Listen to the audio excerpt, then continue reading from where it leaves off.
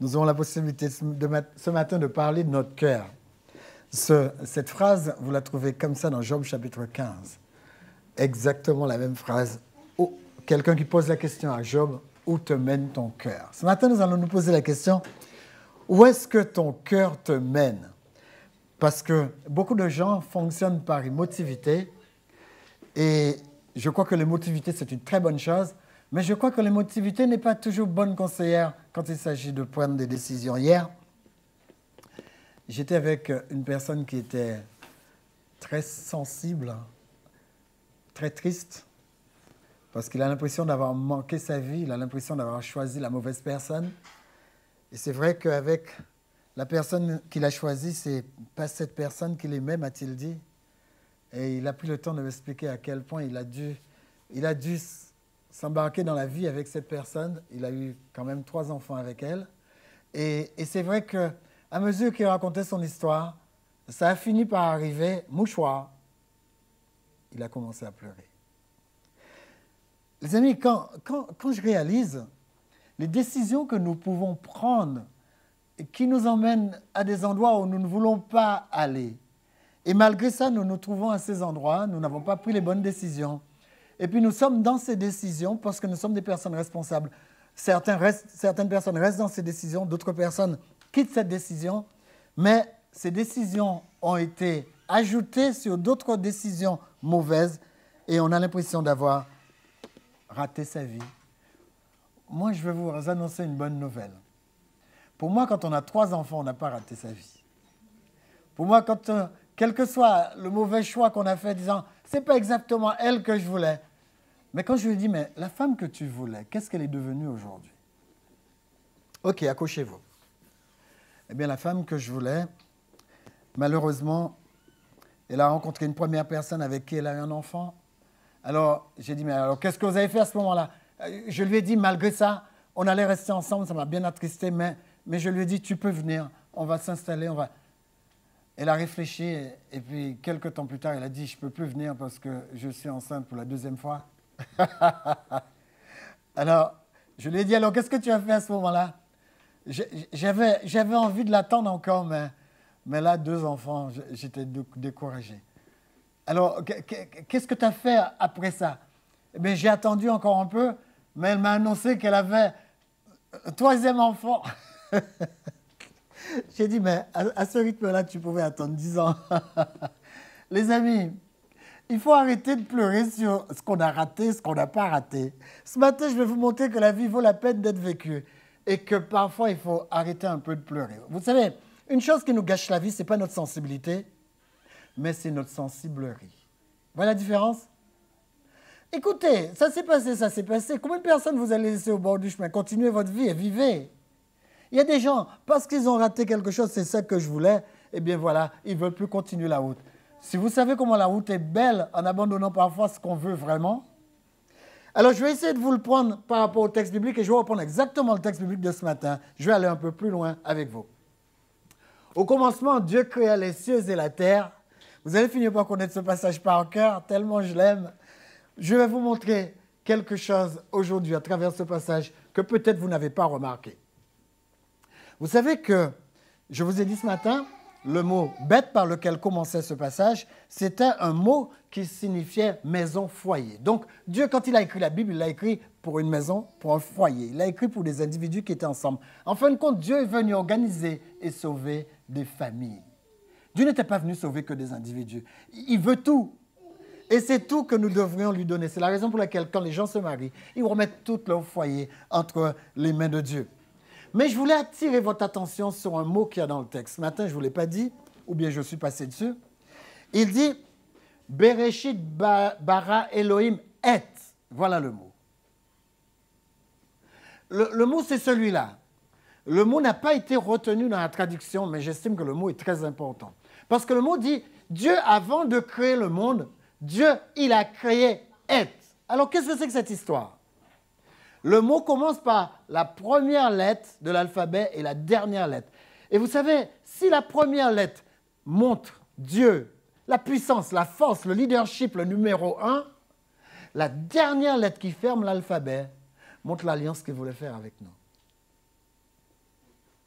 Moi, je vous dis, même si ce mot n'est pas traduit, retenez ce mot « être ». Parce que ce mot a contenu en elle la relation que Dieu voulait avoir avec vous. Dieu dit, c'est moi la relation. Là c'est moi, là, c'est toi. C'est une alliance que je veux faire avec toi. Et cette alliance, c'est la chose principale dans votre vie. Si vous n'avez pas cette alliance avec Dieu, vous n'êtes pas un être humain selon l'étymologie du texte. D'accord? Alors, j'ai envie d'aller un peu plus loin, alors je vais vous le montrer. Qui sommes-nous? Eh bien, je reprends le passage de ce matin. Nous sommes Adam. Mais chacun de nous, nous sommes Adam. Il n'y a pas de Adam-homme. Il y a Adam-homme et femme. C'est exactement le même mot. Donc, nous sommes des êtres humains, nous sommes des Adam. Et regardez, Adam commence par quoi? Il commence avec la première lettre de l'alphabet, cette lettre dont nous avons dit tout à l'heure, qui signifiait la force, le leadership, l'unicité, qui signifiait aussi le caractère numéro 1 et qui représentait Dieu. Cette lettre qui représente Dieu ne commence pas la Bible. C'est la deuxième lettre de l'alphabet qui commence la Bible, Bereshit, au commencement. Mais regardez ici, quand il s'agit de nommer l'être humain, Dieu reprend cette terminologie qu'il a gardée, il le place.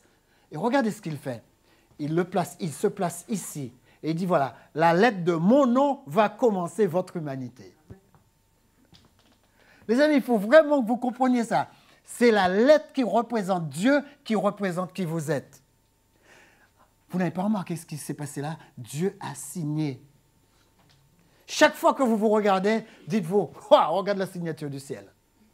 Il faut que vous compreniez l'importance que vous avez. Dieu a mis sa signature sur vous. Il vous a appelé. Ah. Voilà comment il vous a appelé. Alors, moi j'ai envie de vous montrer encore un mot. Quand vous regardez ce mot Adam, ce mot Adam a comme première lettre cette lettre qui représente Dieu. Et là, vous avez dans ce mot les deux points qui sont ici, c'est deux iodes. Vous avez les deux iodes plus le vav. On a parlé du vav ce matin, le clou. Eh bien, regardez, ces deux iodes plus le clou, le vav, ils donnent comme valeur numérique 26. Et je vais vous étonner en vous le disant, regardez ça. Le mot qui représente Dieu, Yahvé, le tétragramme, il a comme valeur numérique 26. En fin de compte, qu'est-ce que ça veut dire? Ça veut dire qu'au début du nom qui nous représente, Adam, Dieu s'est placé. Quand un homme dit « je ne crois pas en Dieu », cet homme se déshumanise. Parce que le mot « humain » a comme première lettre le tétragramme. Vous pouvez l'appeler comme vous voulez. Yahvé, Jéhovah, Yehovo, comme vous voulez. Mais le tétragramme est placé à la tête de notre humanité. Pas d'humanité sans Dieu. C'est ce que le texte est en train de nous dire. Quand une personne vous dit « je ne crois pas en Dieu », tu es un être humain? C'est la première question à lui sortir. Et expliquez-lui qu'il n'y a pas d'humanité sans Dieu. Ça nous permet de continuer. Aleph montre que nous, les êtres humains, heureusement que nous sommes à la bonne place, nous sommes toujours connectés à Dieu. Et un être humain qui n'est pas connecté à Dieu est déshumanisé. Vous savez ce que ça signifie, être déshumanisé? Retourner au stade de l'animal. Qui est Dieu? Le mot Aleph revient pour signifier ce qu'est Dieu. Quand on décortique le mot Aleph, on a Aleph, Lamed et Feu, ou F, comme vous voulez. Quand on décortique le mot, on trouve 111. Vous avez remarqué qu'on trouve? Vous pouvez essayer. Vous vous rappelez, le Aleph veut dire 1, mais vous pouvez décortiquer le nom de Dieu comme vous voulez, vous aurez toujours des 1. Vous vous rappelez ce caractère? Un caractère qui ne bouge pas, un caractère qui ne change pas. Et c'est vrai que si vous tournez le mot à l'envers, le veau va donner, il va donner un Péla, c'est du créole, il va donner Péla, et ce Péla en hébreu signifie, regardez ça, signifie merveille, ce qui donne merveilleux. Ça signifie que vous prenez la lettre qui représente Dieu, vous tournez les lettres comme vous voulez, ça donnera toujours quelque chose qui a rapport avec le ciel. Mais allons un peu plus loin. Si je tourne encore le mot, je prends le Aleph, je le mets là, et je tourne, et je change seulement les voyelles, ça me donne Élève. Et Élève signifie 1000. En fin de compte, qu'est-ce que le fait de tourner les mots, les lettres du mot qui représente Dieu, regardez ce que ça donne. Ça donne que Dieu a 1000 forces en un. C'est pourquoi il est inconcevable de dire que Dieu n'est pas un. Il est inconcevable de dire que Dieu n'est pas un. Le Père, le Fils, le Saint-Esprit, ils ne sont pas trois, ils sont un. Et il pourrait décliner son nom dans tout ce qu'il veut, ce sera toujours un. Et c'est pareil, quand Dieu a créé le foyer, Dieu a dit, il est interdit qu'il y ait deux personnes dans un foyer. Ils doivent devenir Amen. Parce que quand vous devenez un, c'est ce que j'étais en train de dire au monsieur. J'ai dit, écoutez, quelle que soit l'erreur que vous avez faite, vous vous êtes mis avec une personne qui vous a donné 3 enfants. Est-ce que ça va? Ah ben oui, ça va très bien. Mais mon cœur...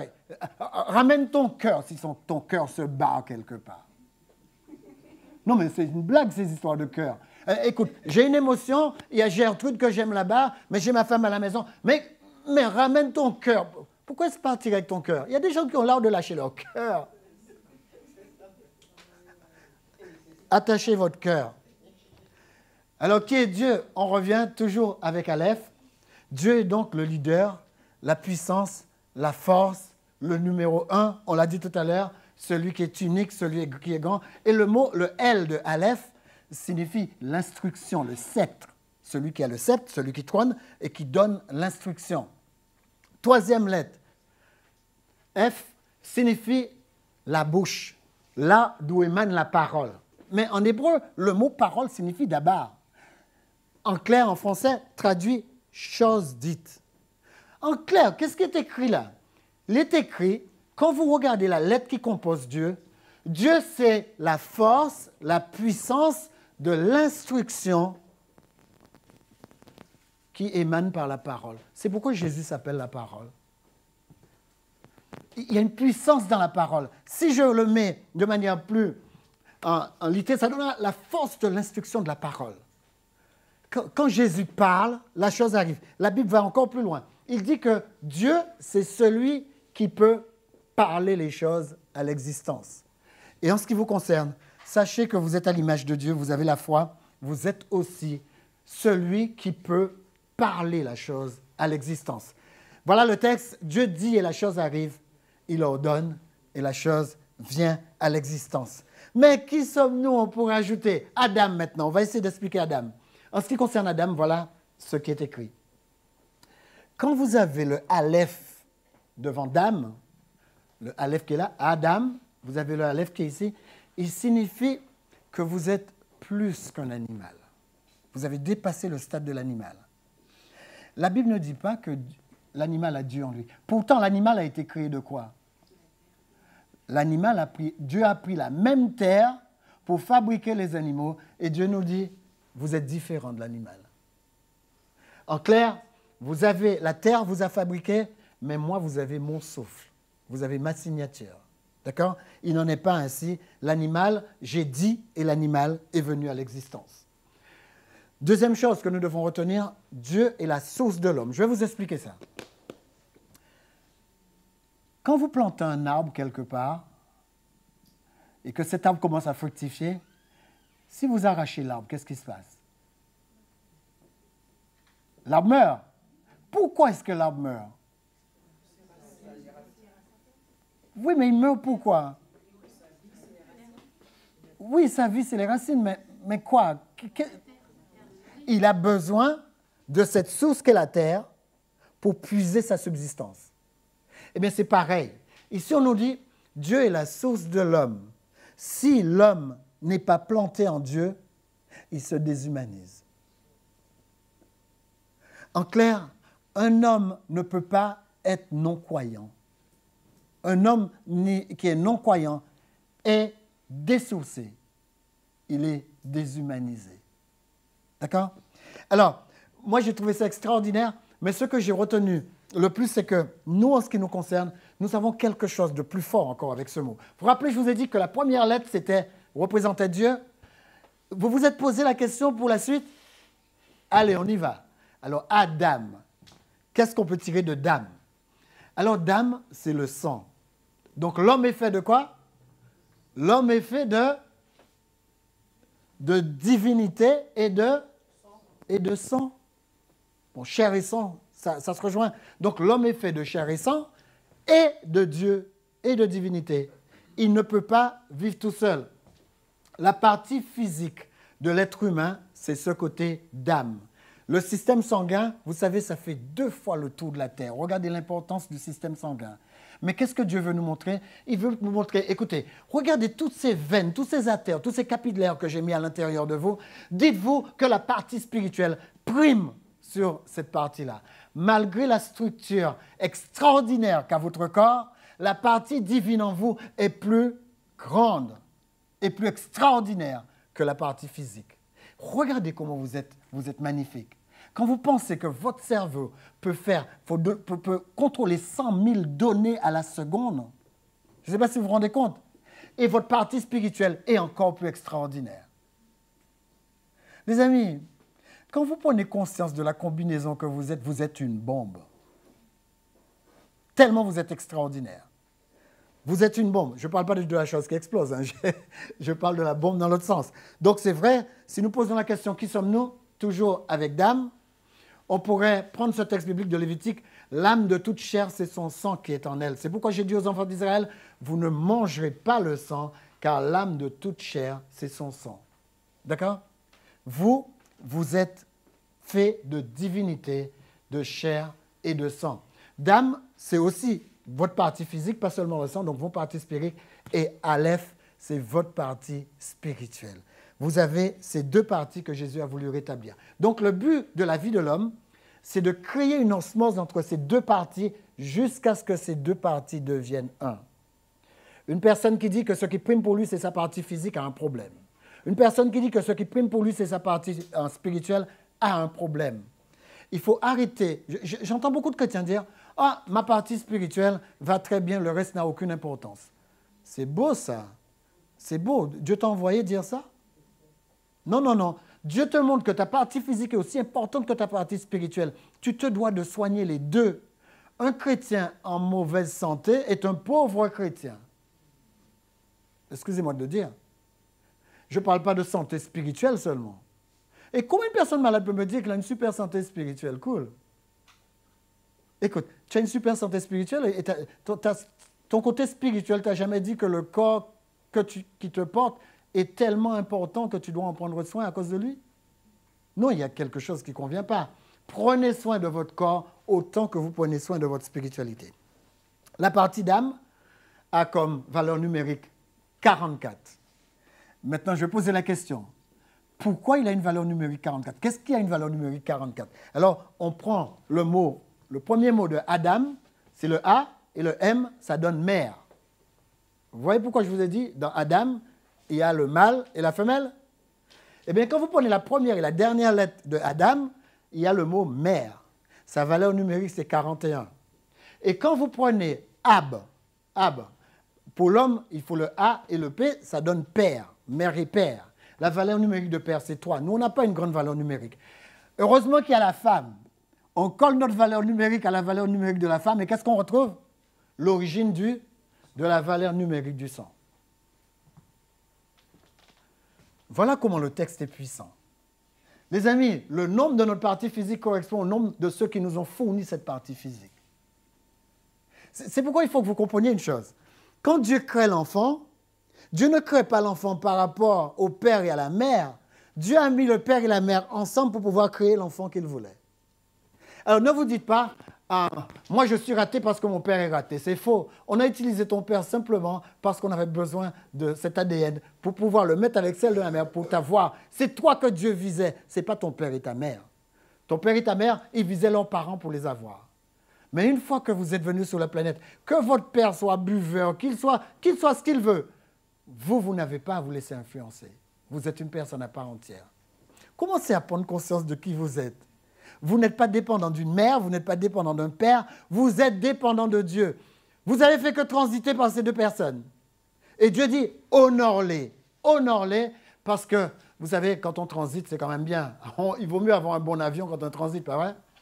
D'accord. Mais quand vous êtes arrivé, sachez que vous êtes responsable devant Dieu et pas devant vos parents. Vous êtes responsable devant Dieu.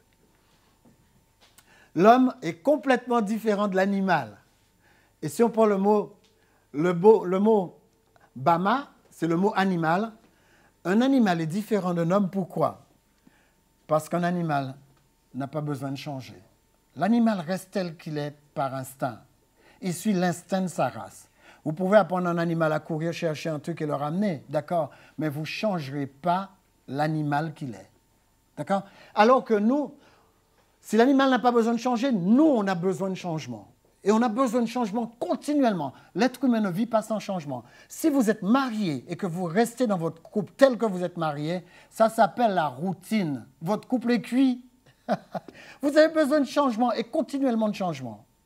Si vous ne savez pas être inventif, eh bien, vous savez, il y a plein de coachs pour être inventif. Il faut vous coacher. Mais si vous tombez dans un mariage, que le mariage devient routinier et que vous vous ennuyez dans votre mariage, c'est votre responsabilité. Je passe. Quel est notre travail? Voilà ce que la Bible nous dit. On reprend le mot Adam. Le mot Adam, si on le tourne un petit peu, ça va donner man, ou avec les voyelles, ça donne maod, mayod, comme vous voulez. Ça signifie plus. On prend le mot humain, on le tourne à l'envers, ça donne plus, ça donne davantage. Qu'est-ce que Dieu veut dire? Il veut dire, et toi, même si tu viens de la poussière de la terre, j'ai insufflé mon souffle de vie en toi, tu es plus qu'un animal. Et parce que tu es plus qu'un animal, que demande Dieu? Dieu demandera toujours plus de vous qu'il ne demande à un animal. Et Dieu dit, non seulement je demanderai plus de toi, mais je te demanderai d'agir pour que tu puisses développer davantage ce que je t'ai donné. Vous avez remarqué la parabole des talents? Il dit, il lui a filé un talent, et il revient et dit, où est le talent que je t'ai filé? Ah mais tiens Seigneur, je l'ai caché dans la terre. Il dit, file-moi ça. Toi, combien de talents je t'ai filé? Mais tu m'as filé 2 talents. Il a dit, tu les as fait fructifier. Tiens, je te le donne. Voilà ce que Dieu veut. Dieu veut que les hommes comprennent, avec ce mot maod, qu'il va leur demander plus. Dieu va vous demander plus qu'il ne demande à aucun animal. Quand Dieu vous met avec une femme, Dieu va vous dire, je vais te demander plus. Tu veux une femme? Vaut mieux que tu sois célibataire, hein? Parce que si jamais tu as une femme, je vais te demander plus. Toi, tu es une mère, tu as fait des enfants, je vais te demander plus. Dieu vous demandera plus sur plus. Vous savez pourquoi il vous demandera toujours plus? Parce que chaque chose qu'il va vous donner, vous êtes responsable de le faire fructifier. Hors de question qu'il y ait de la misère dans le peuple de Dieu. Moi, j'ai rencontré des chrétiens misérables. J'ai rencontré des chrétiens. J'ai même rencontré un chrétien il y a quelques années et je lui ai dit, mais qu'est-ce que tu fais? Tu mendis? Il me dit, non, donne-moi 5 €. Tu mendis, ça s'appelle mendier. Dieu va te demander plus. Avec le talent que Dieu t'a donné, avec les dons que Dieu t'a donnés, Dieu va te demander plus que les autres. Vous savez, un chrétien, c'est qui? Un chrétien, c'est un gars qui bosse plus que les autres. Vous savez pourquoi? Parce qu'il sait qu'on va lui demander plus. Il n'y a pas de chrétien feignant, ça n'existe pas. Vous savez, il y a quelques petits chrétiens qui se la jouent en disant, comme Salomon le dit, le fainéant dit qu'il y a un lion sous le chemin. Mais si vous avez peur, il est temps de ne plus avoir peur des lions. Il faut savoir chasser les lièvres. Alors, quel est notre travail? Prendre ce que nous sommes et en faire quelque chose de plus élevé, de plus parfait. Les animaux, eux, resteront toujours tels qu'ils sont. Nous, nous sommes plus que les animaux. Ils ne dépendent que de nous. Quel est notre travail? On va essayer de le voir autrement. Nous sommes des hommes, des femmes que Dieu a mis sur la planète en nous donnant des responsabilités. Et ça, il faut savoir d'où nous venons. D'où vient l'homme? Adam. On reprend le mot Adam. Il vient de la terre, Adama.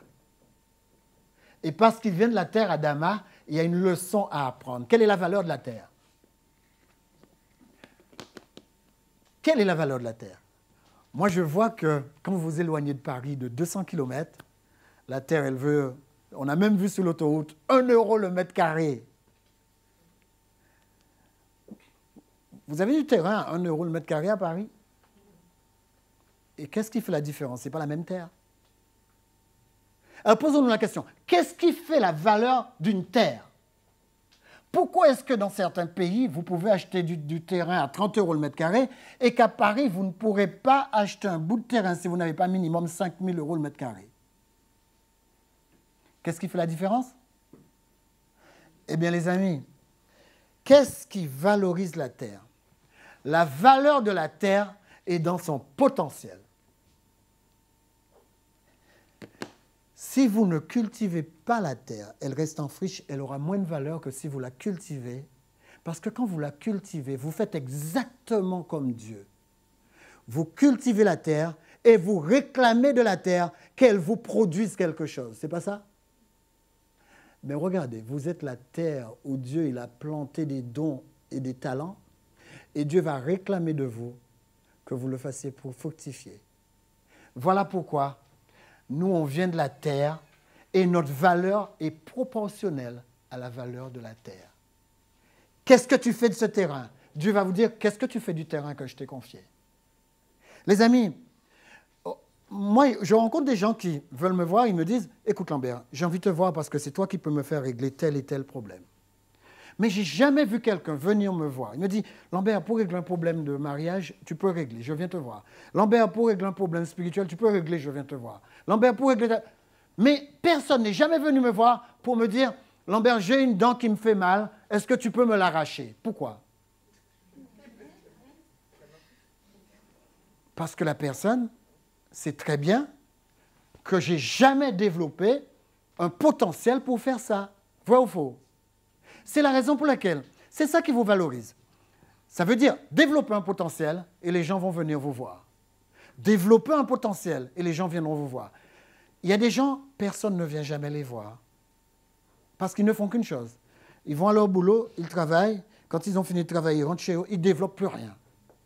Développer quelque chose où les gens seront obligés de venir vous voir. Moi, je connais des gens qui ont développé leur potentiel au point qu'ils ont quitté leur travail pour s'occuper que de leur potentiel. Faites ça. Faites ça. Faites ça. Essayez de savoir qui vous êtes. Qu'est-ce que Dieu a mis comme don en vous? Qu'est-ce que vous pouvez développer? Développer quelque chose. Et c'est vrai que la valeur de l'homme est comme la valeur de la terre dans son potentiel. Quel est le but de l'homme toujours? On peut se poser la question.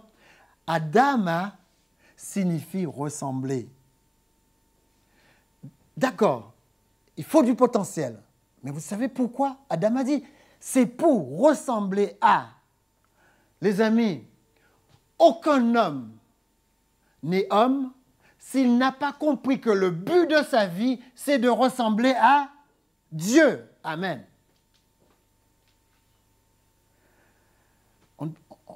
On n'y peut rien, c'est comme ça. On a été créé pour ça. Je serai à l'image de Dieu. Je ressemblerai à Dieu. Je ressemblerai à Hachem.